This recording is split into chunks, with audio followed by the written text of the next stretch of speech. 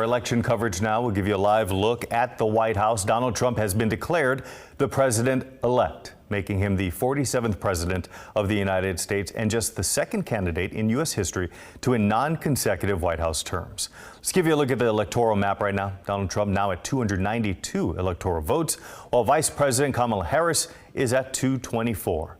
Trump cleared the 270 votes needed to clinch the presidency with a win in Wisconsin. NBC News projected that win at 2:30 this morning. Let's give you a look at the popular vote as well. Unlike the past two elections, Mr. Trump has won that as well. Right now, according to that graphic, he has just under 5 million more votes than Kamala Harris. We also now know that Vice President Harris has called Donald Trump to congratulate him on his election victory. She's also expected to speak publicly soon. That's expected to happen at 1 p.m. our time. And the 45th president now poised to become the 47th. And now President-elect Trump's campaign shifts to focus to the transition of power. Jay Gray has more from the battleground state of Pennsylvania. Well, the campaign for former, now future President Donald Trump has shifted from a campaign to a transition as he is now President-elect Donald Trump. The 45th president will now be the 47th president in a win that had been billed leading into Election Day as one that would be tightly contested, that these two campaigns were neck and neck going into Election Day, and that we may not know the results of this for several days. I think in any discussion now, the day after, we have to start with the idea and acknowledge that many of those polls, many of the analysts, they missed it this time. They were just wrong. This was a dominant win by Donald Trump, one that saw him take most, if not all, of the battleground states. You know, both campaigns had said that there was no clear path to the White House without a win here in Pennsylvania. He, of course, won this state. He won Georgia, North Carolina as well. And when those three swing states were moved to the Trump side of the ledger in the early morning hours, that is when he came out at his victory rally in West Palm Beach, Florida, to talk with supporters. Every single day I will be fighting for you, and with every breath in my body, I will not rest until we have delivered the strong, safe, and prosperous America that our children deserve and that you deserve. So again, the president-elect Donald Trump, his vice president-elect J.D. Vance now forming their transition team. We have not heard from Vice President Kamala Harris at this point. She was holding a rally at her alma mater, Howard University in Washington. Did not speak to that crowd last night, but did say that she would address the nation along with President Biden at some point today, sometime this afternoon. Her campaign saying that this will clearly be a difficult speech and one that they believe may be emotional as well. That's the latest from here in Philadelphia. I'm Jay Gray, NBC News. And some local congressional races have not yet been called. Let's start in House District 3, which is officially called this morning. Republican incumbent Kevin Kiley won re-election there at 58%. In District 9, incumbent Josh Harder leads Republican challenger Stockton Mayor Kevin Lincoln right now, although that is a very narrow lead at just over 2,000 votes. This mostly San Joaquin County district is always split, so we may not know a winner for several days, maybe even weeks.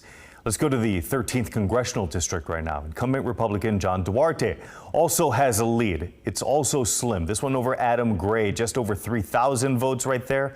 District 9 and 13 are two races that will factor in whether Democrats can regain control of the House. And the Associated Press called House District 6 for its incumbent, Dr. Ami Bera. He's up right now by 14 percentage points over Republican challenger Christine Bish. Democratic incumbents Doris Matsui and John Garamendi also won their races easily. Now, many cities held mayoral races as well, with our area's two largest cities electing new mayors. In Sacramento, Darrell Steinberg was not running for a third term, and right now, former city councilman and current assembly member Kevin McCarty holds a lead there, 10 points. That's pretty significant so far, and that lead comes over political newcomer Dr. Flo Kofer. Let's go to Stockton now. City Council member Christina Fugazi leads San Joaquin County Supervisor and former Mike Tyson training partner Tom Patty there by 4 points, 52%. And in West Sacramento, Mayor Martha Guerrero is holding off Vice Mayor Dante Early. The count right there is 60-40 with the incumbent holding the lead.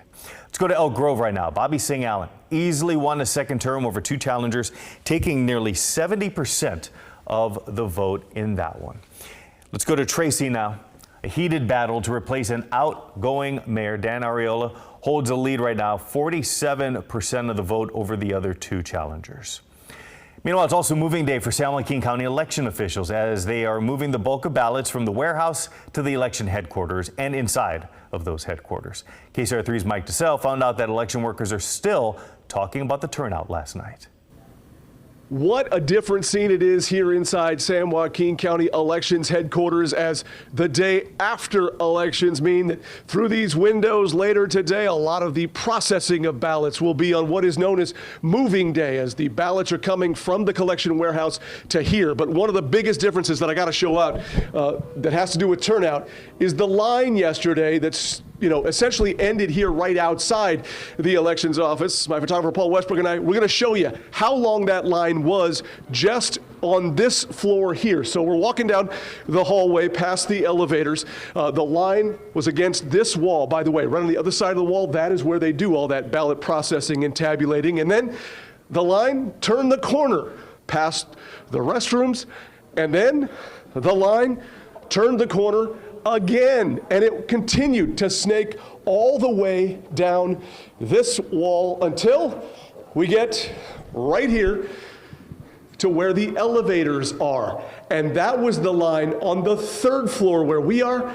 Similar line downstairs in the lobby where they had a whole line and a holding room of people waiting to just get on the elevators to get up here to get in line. By the time things are said and done, registrar telling me turnout could be right in the neighborhood of 80%, which would be in line with the last presidential election. In San Joaquin County, Mike DeSalle, KCRA 3 News.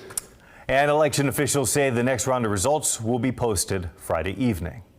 Meanwhile, 10 statewide propositions were on the ballot for California voters, dealing with a wide range of issues from the right to marry to rent control measures. So let's take a look at some of those propositions and the current results. Let's start with Prop 32. This proposition asks California voters to raise the state's minimum wage to $18 over the next 2 years. And with 52% reporting, you see right there, no is leading the way with 52%. Let's move on to Proposition 33, and that asks California voters to make it easier for cities and counties to limit how much a landlord can charge a tenant for rent. And with 52% of it already reported, it's an overwhelming no there, 62% to 38%. Prop 34 asks California voters to approve some new rules for some healthcare providers and how they use the money they make from selling discounted prescription drugs. And with just 50% reporting so far, the yeses have it with 4 points. Let's get to Prop 35. That asks California voters to make a permanent tax on health insurance providers, also known as managed care organizations. An overwhelming 67% voting yes there. For Prop 36, that asks California voters to increase the penalties for fentanyl dealers and theft crimes by reclassifying some that are currently misdemeanors as felonies. And this is another overwhelming, with the yeses having it at 70%.